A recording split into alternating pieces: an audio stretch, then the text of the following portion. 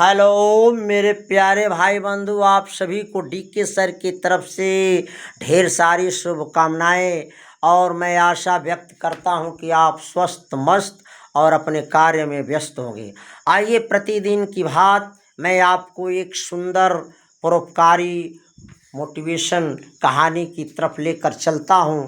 और ये समझ लें आप लोग कि काम ही पूजा है। आज का कहानी का शीर्षक है कि काम ही पूजा है। आप कोई भी भाई बंधु बहन जो भी काम करते हैं उसे ईमानदारी और तन मन और लगन के साथ करें, और उसी से आपका भगवान का पूजा होगा। तो इस कहानी में वही बात मिलेगी कि हमारा काम ही कैसे पूजा है। तो आप आइए हम लोग कहानी की तरफ चलते हैं। मेरे भाई बंधु, अपना काम समय से करो। बीता हुआ समय लौट कर नहीं आता। समय बहुत मूल्यवान है। समय को व्यर्थ गंवाना नहीं चाहिए। हम जो काम करते हैं वह भगवान का ही दिया हुआ तो है। किसान खेतों में हल चलाकर फसल उगाता है। आप मेहनत करके अपना काम करते हैं, बच्चे अपना मेहनत करके पढ़ाई करते हैं, माता पिता अपना अपना काम करते हैं, और हमें सभी भगवान का पूजा ही तो करते हैं। क्योंकि रविंद्रनाथ टैगोर ने कहा है कि तेरा भगवान देवालय में नहीं, वह किसान मजदूरों के बीच चला गया है। फूलों की डाली को एक किनारे रख दें और मजदूरों के साथ काम करते पसीना बहने दें, काम करते पसीना बहने दें। एक बार की बात है, नारद जी विष्णु भगवान से पूछा, आपका सबसे प्रिय भक्त कौन है? विष्णु जी ने कहा, धरती पर रहने वाला एक किसान सबसे मेरा प्रिय भक्त है। यह बात नारद जी को अच्छी नहीं लगी और उनके गले नहीं उतरी। उन्होंने धरती पर चले आए और एक किसान के पास पहुंच गए। जब पहुंचे तो देखे कि किसान ने एक बार भगवान का नाम लिया। कितने बार? एक बार भगवान का नाम लिया और हल बैल लेकर खेत जोतने चला गया। शाम को जब लौटा तो एक बार पुनः भगवान का नाम लिया और घर में प्रवेश कर गया। रात को सोते समय फिर एक बार भगवान का नाम लिया। नारद जी चक्कर में पड़ गए कि इस किसान ने दिन में केवल 3 बार भगवान को याद किया और विष्णु जी इसे अपना सबसे प्रिय भक्त बता रहे हैं।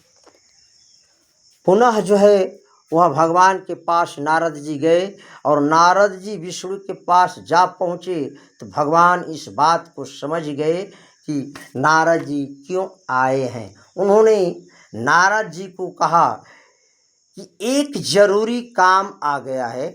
आप इस तेल के घड़े को सिर पर रखकर धरती का एक चक्कर लगाया। ये भगवान विष्णु जी ने नारद जी को यही आग्रह किया कि आप इस भरे घड़े तेल को लेकर सिर पर धरती का एक चक्कर लगाइए। नारद जी तेल का घड़ा सिर पर रखकर धरती का चक्कर लगाने चल पड़े। उनका सारा ध्यान घड़े पर लगा रहा। किस पर? उनका सारा ध्यान घड़े पर लगा रहा ताकि एक बूंद भी तेल धरती पर न गिरने पाए। और वे घूमकर वापिस लौटकर भगवान के पास आ गए, लेकिन धरती का चक्कर लगाने वक्त तेल गिरने न पाए। एक बार भी भगवान का नाम याद नहीं आया, क्योंकि वो सोच रहे थे कि कहीं भी एक बूंद तेल न गिरने पाए।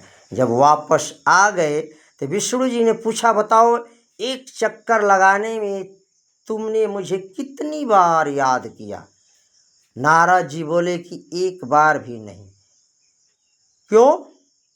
तो नारद जी बोले कि मैं तो आपके बताए काम में लगा था, आपका नाम लेने का समय नहीं बचा। मैं इस चक्कर में पड़ा था कि कहीं तेल एक बूंद न गिर जाए।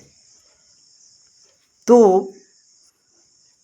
विष्णु जी ने नारद को समझाते हुए कहा कि वह किसान भी मेरे दिए हुए काम को करता है, इसे करते हुए यदि वह 3 बार मेरा नाम ले लेता है तो क्या यह कम है? जो मेरा बताया काम पूरी लगन और ईमानदारी से करता है वही मेरा सबसे प्रिय भक्त है। काम को ही भगवान की पूजा मानना चाहिए। निकम्मे और आलसी व्यक्ति की पूजा से भगवान कभी प्रसन्न नहीं होते। इसलिए मेरे प्यारे भाई बंधु, आप सभी से आग्रह है, विनती है कि आप अपना काम परिश्रम पूर्वक करो और काम को भगवान की पूजा मान करके उस रूप में करिए। आपको कहानी कैसी लगी? मुझे विश्वास है कि आपको इस कहानी से कुछ सीख मिलेगी।